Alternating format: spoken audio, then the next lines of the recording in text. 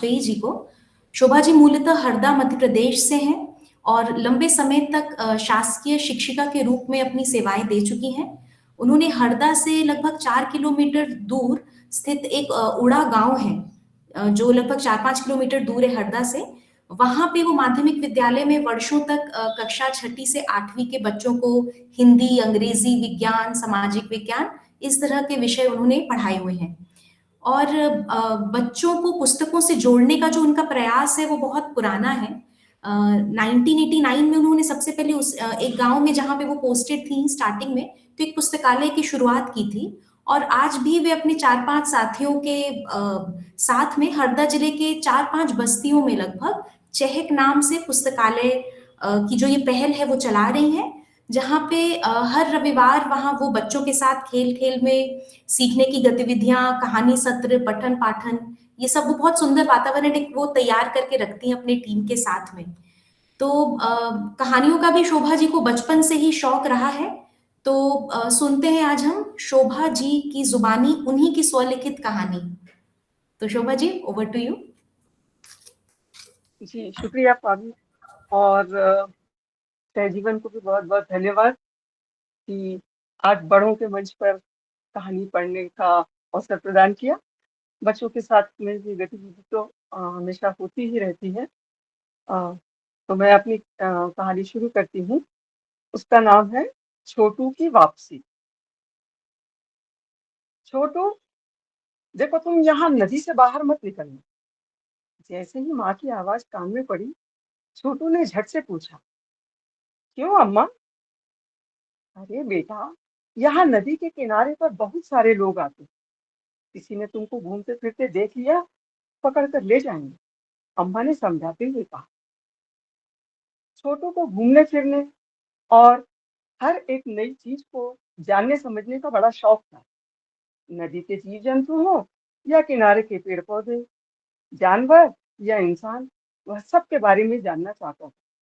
इसलिए वह अपनी अम्मा से खूब सवाल पूछता था। उसकी अम्मा उसके हर सवाल का जवाब भी देती और बाहर के खतरों के बारे में उसे सावधान करती रहती। इसलिए आज जब तैरते हुए उनका परिवार गांव के पास पहुंचा, तो उसने छोटू को नदी से बाहर निकलने को मना कर दिया।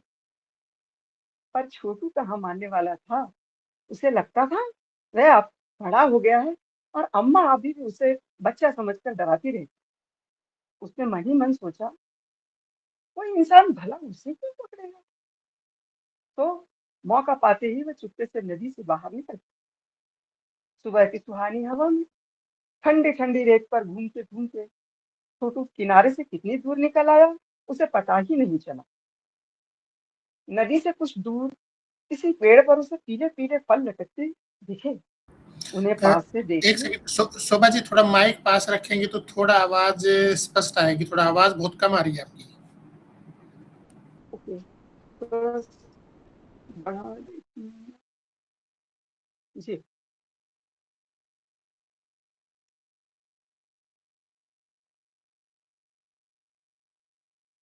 फिर से। सुबह की सुहानी हवा में ठंडी ठंडी रेत पर घूमते घूमते छोटू किनारे से कितनी दूर निकल गया, उसे पता ही नहीं चला। नदी से कुछ दूर किसी पेड़ पर उसे पीले पीले फल लटकते हुए दिखे। उन्हें पास से देखने और कहीं मिल जाए तो अम्मा के लिए ले जाने के विचार से वह आगे बढ़ता चला जा रहा था। अचानक उसके कानों में बच्चों की आवाजें सुनाई दी। उसने ध्यान दिया कि अरे, बच्चे तो उसके पास ही रेत पर उछल कूद रहे हैं। अम्मा की सीख याद करते हुए छोटू ने झट से अपने आप को खोल में छुपा लिया, जिससे कोई उसे देख ना पाए। मगर तब तक जमुना की नजर उस पर पड़ चुकी थी। अरे वाह, कछुआ! जमुना खुशी से उछल पड़ी। फिर क्या था, कुछ ही देर में उसके चारों ओर बच्चों ने घेरा बना लिया। कोई उससे डर रहा था, तो कोई उसके खोल पर हाथ फेर कर अपनी बहादुरी दिखा रहा था। ये तो मरा हुआ है, इसे क्या डरना, हरनाथ बोलता। देख नहीं रही, इसके हाथ पैर भी नहीं दिख रहे और ये हिल डुल भी नहीं रहा। अरे नहीं, जिंदा है, मैंने इसको चलते देखा था, जमुना ने कहा। ये ना कभी मेरी बात ही नहीं मानती। हरनाथ झल्ला उठा। अरे अरे, रुको, जमुना सच बोल रही है। खतरा महसूस होने पर कछुए अपने हाथ पैर और गर्दन को अपने खोल में छुपा लेते हैं। जानते हो इनकी खोल बड़ी मजबूत होती है, ऐसा मैंने पढ़ा। करीना ने बीच बचाव करते हुए कहा। पर दीदी, ये तो कितना छोटा है। हमने तो उस दिन टीवी पर देखा था, कितने बड़े बड़े कछुए थे। समीर ने कहा। ये भी तुम्हारी तरह ही बच्चा है, इसलिए छोटा है, मुस्कुराते हुए करीना ने जवाब दिया। मैं तो इसको अपने घर ले जाऊंगा, रमेश अचानक बोल उठा। नहीं, तू क्यों ले जाएगा? इसको तो मैं ले जाऊंगी, जमुना ने कहा। नहीं नहीं, पहले मैंने कहा है तो मैं ही ले जाऊंगा, रमेश ने कहा। पर इसको देखा तो सबसे पहले मैंने ही है, जमुना ने कहा। तो क्या हुआ, फिर तू इसको रखेगी कहाँ? रमेश ने पूछा। पता है, पानी में रहता है। मैं इसको बाल्टी में रखूंगी, जमुना ने तुरंत जवाब। देख देख, मेरे घर पानी की बड़ी टंकी है, मैं उसमें इसको छोड़ दूंगा, रमेश ने समझाते हुए कहा। और फिर तू इसको देखने मेरे घर तो आ ही सकती है ना। छोटू चुपचाप पड़ा इन बच्चों की बातें सुन रहा था। अब उसे समझ में आया कि अम्मा क्यों उसे बाहर निकलने को मना कर रही थी। अगर ये उसको पकड़ कर ले जाएंगे तो। अब उसे समझ में नहीं आ रहा था कि वह क्या करे। पर तुम लोग इसको घर क्यों ले जाना चाहते हो? जमुना और रमेश की बहस को बीच में रोकते हुए अनीता ने पूछा। बस ऐसे ही, दोनों बोल उठे। मतलब ऐसे ही तुम इसे इसके घर से दूर कर दोगे? ये तो ठीक नहीं है, अनीता ने। हाँ, अनीता ठीक कह रही है, ये अच्छा नहीं होगा। ये घर वापस नहीं गया तो इसके माँ बाप कितने परेशान होंगे, रतन ने कहा। और इसको खाने को क्या दोगे, कुछ पता है? भाई मेरे को तो नहीं पता। अगर ये भूख से मर गया तो? मेरी माँ कहती है किसी भी जीव को सताना नहीं चाहिए, और अगर ये अपने घर से दूर हुआ तो इसको भी तो दुख होगा, भीमा ने कहा। जमुना और रमेश अब कुछ बोल नहीं पाए। अरे, पानी में रहता है तो पानी की चीजें ही खाता होगा, और जो कुछ हमको पता नहीं है वो हम किसी से पूछ भी सकते हैं। लेकिन अभी मेरी बात मानो तो इसको जल्दी से नदी में छोड़ देते हैं। कहीं बड़े लोगों ने देख लिया तो फिर इसको बचाना मुश्किल होगा, अनीता ने कहा। हाँ, पर हम इसको नदी तक कैसे ले जाएंगे? अगर हाथ में उठाए तो कहीं काट ही ना खाए, रतन बोल उठा। कोई कड़क चीज मिले तो उस पर रखकर नदी में छोड़ देते हैं, हरनाथ बोला।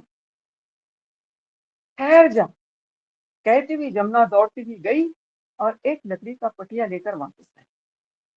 सब दोस्तों ने मिलकर कछुए को लकड़ी से खिसकाकर पटिये पर रखा और नदी के किनारे ले आए। हम इसे पानी में नहीं छोड़ेंगे, हम किनारे पर रखकर देखते हैं कि ये पानी में कैसे जाता है, भीमा ने। हाँ हाँ हाँ, ऐसा ही करते हैं, ऐसे ही करते हैं। सभी ने भीमा की बात मानी। अनीता और भीमा ने मिलकर कछुए को नदी के किनारे ऐसे रखा कि उसका आधा हिस्सा पानी में और आधा पानी से बाहर। अब सब उत्सुकता से देख रहे थे कि वो पानी में कैसे जाता है। और छोटू, वो तो अपने हाथ पैर हिलाने में भी डर रहा था कि कहीं जिंदा देखकर वो इसे फिर से न पकड़ ले। बच्चों की खुसर फुसर अभी भी उसके कानों में पड़ रही थी। सब उसके बारे में ही बातें कर रहे थे। तभी करीना ने सबको थोड़ा पीछे खींचा और सबको चुप रहने का इशारा किया। सब चुपचाप दम साध कर खड़े हुए।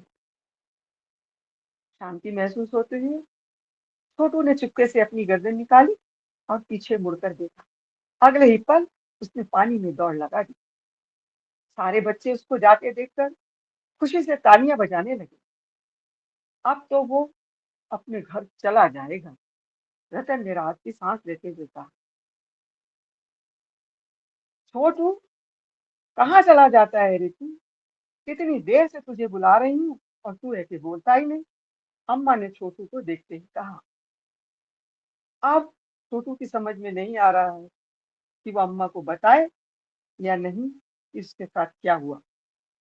मन ही मन उसने उन बच्चों को धन्यवाद दिया जिनके कारण वो अपने परिवार के पास वापस आ सका। धन्यवाद। जी, थैंक यू शोभा जी। कहानी का आपका प्रभाव बहुत स्वाभाविक है और आकर्षक है और बहुत ही सरल भाषा में आपने लिखी है कहानी को। थैंक यू सो मच सुनाने के लिए इस प्लेटफॉर्म पे। तो हम में से कुछ साथी अगर शोभा जी की इस कहानी पे अपने कुछ विचार रखना चाहें, कुछ बात कहना चाहें तो कर सकते हैं। गीता जी ने लिखा है, very simple and realistic story.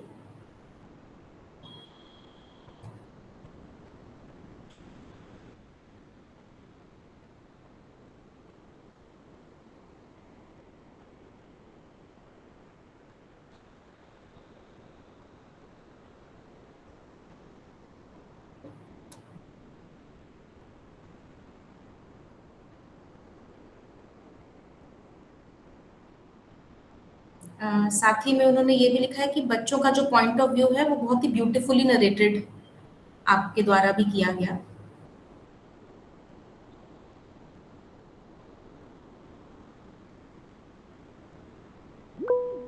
जी सुधीर जी।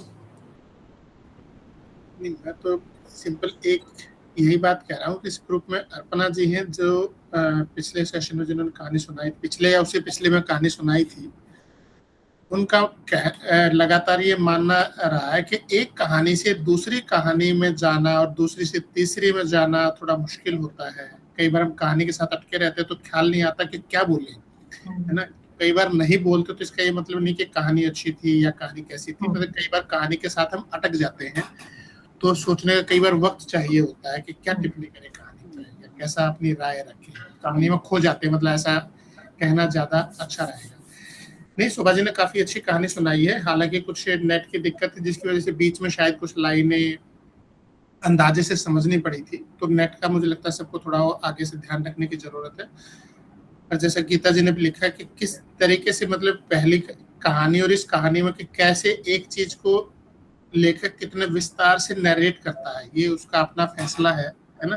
काफी अच्छी कहानी तीनों ने सुनाई है। तीनों कहानियों में अलग अलग तरीके की चीजें थी। Thank you. तो बहुत सारे साथियों ने वैसे चैट पे भी लिखा है। तोया जी ने भी लिखा है कि बहुत प्रभावशाली तरीके से पढ़ी गई कहानी है, बहुत शानदार। लक्ष्मी जी ने भी लिखा है कि बच्चों के लिए लिखी गई बहुत ही सुंदर कहानी है।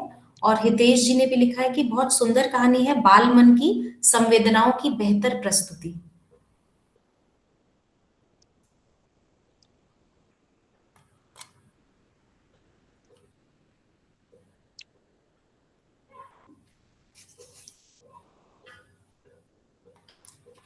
शोभा जी, आप कुछ कहना चाह रही हैं क्या? जी बस सभी को बहुत बहुत धन्यवाद हमारी कहानी पसंद करने के लिए। जी राकेश जी। हाँ, स्टोरी बहुत अच्छा था, लेकिन मैं मैसेज किया था, मेरा गांव का स्टोरी है, मेरा गांव में नदी भी है, वो पूरा सुन के बहुत अच्छा लगा। और जैसे ये स्टोरी बहुत सिंपल भी था, लेकिन जो वो स्टोरी पढ़ेगा और सुनेगा वो इजीली समझ आ जाता है। और जब सुभाष जी ने उसका जो वॉइस मॉड्यूलेशन, जैसे स्टोरी को जब पढ़ गया था, वो वॉइस मॉड्यूलेशन मेरे को बहुत अच्छा लगा। यही है। जी थैंक यू राकेश। पूजा गिरी जी ने भी लिखा है कि तीनों कहानियां बहुत ही अच्छी हैं और तीनों कहानियां अलग से पहलू को बता रही हैं। गीता दलाल जी ने भी लिखा है कि डेली लाइफ में children often do such adventurous things in life, they want to explore more and more new things. बिल्कुल।